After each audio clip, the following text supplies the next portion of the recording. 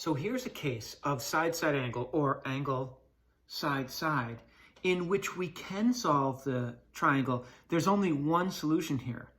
So our antennae are up. This is my point. The whole point of the ambiguous case is when you're given angle side-side, that's consecutive angle side-side, be careful. You might have two triangles.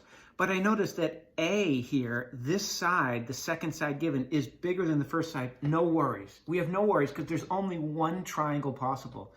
The problem comes when A is greater than H, this height in the middle, if I drew it in, and less than B. But because it's bigger, there's no trouble here. I can go about using the law of sines.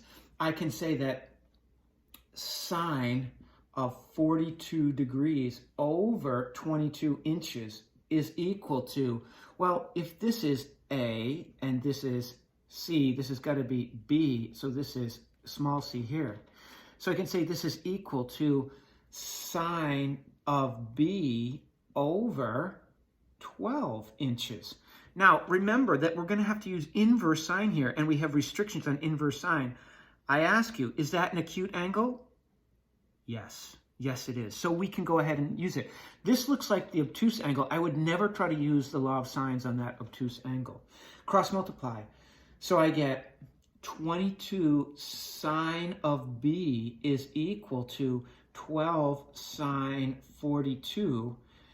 I want to solve for sine B. So sine of B equals 12 sine 42 over 22.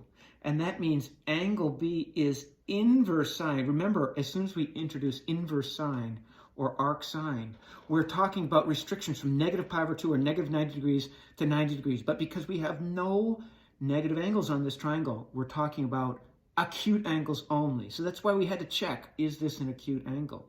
So I have 12 sine 42. I love those high-speed calculators because I can use controlled division there. And when I do that, I'm expecting an angle that is smaller than 42 degrees. If 42 degrees is associated with 22 inches, I'm expecting something smaller. And I get 21.41 degrees here. 21.41 degrees. So that allows us immediately almost to solve for angle C, which would be 180 degrees minus 42 degrees minus 21.41 degrees.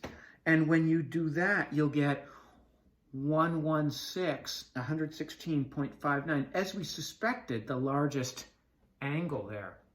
So now that we've got three angles and two sides, should be a piece of cake to find the third side. Now, I had to calculate that, which depended on this calculation. So I hope that's right, because now I'm going to say sine of 116.59 degrees over C. Notice, I have no fear of taking sine of an obtuse angle because there's no restrictions on sine. It's inverse sine that has the restrictions when I'm looking for the angle. Sine of an angle is a ratio. I can certainly take sine of an angle in quadrant 2, so don't get confused on that. Is equal to, well, these two were given, so I'm going to stick with those. Sine of 42. Notice, I'm always going to stick with the ones that are given because maybe I calculated these wrong. Sine of 42 degrees over 22 inches. So I'll get C sine 42 degrees is equal to 22 sine 116.59 degrees. And so this is really a small c. It looks like a big C there. Side C is 22 sine 116.59 degrees divided by sine of 42 degrees. Remember, you'd have to, if you have a small calculator, put these parentheses in. I love to use that control division button. And when I do this, I get 29.40 inches. So that allows me to solve my triangle, 29.40 inches.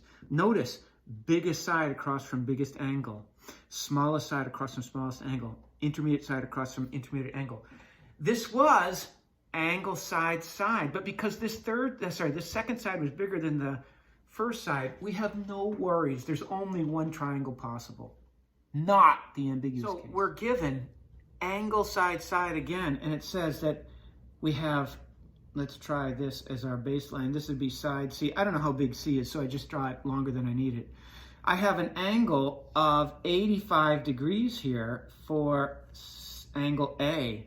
And we're told that if this is B over here, side B is 25, and here is angle C up here. So across from A is side A, and that is 15.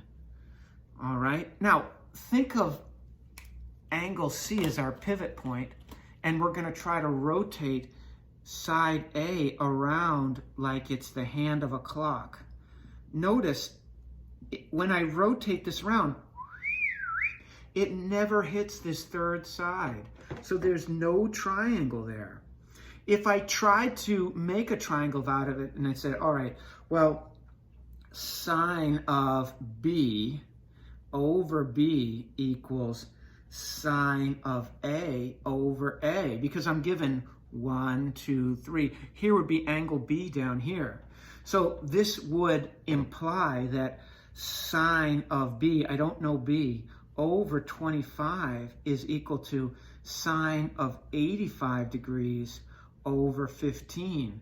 When I cross multiply, I'm going to get 15 sine B is equal to 25 sine 85 degrees. So that implies that sine of B is equal to 25 sine of 85 over, that's 85 degrees, over 15. And B is inverse sine of 25 sine 85 divided by 15. And when you do that, you'll get no solution. You'll get an error message. Try that on your calculator. You'll get an error message. Why? Because remember, if we have B equals inverse sine of, remember all the work we did? We're looking for an angle. That means we're looking for the angle. And the ratio of sine has to be between -1 and 1 for reasons we've talked about. Well, if you do 25 sine 85 over 15, you get about 1.66. That's out of the domain. We can't do this problem. That's why we get this error message. And you can see graphically, there is no solution. There's no triangle we can make with angle side, side, or as they say, SSA.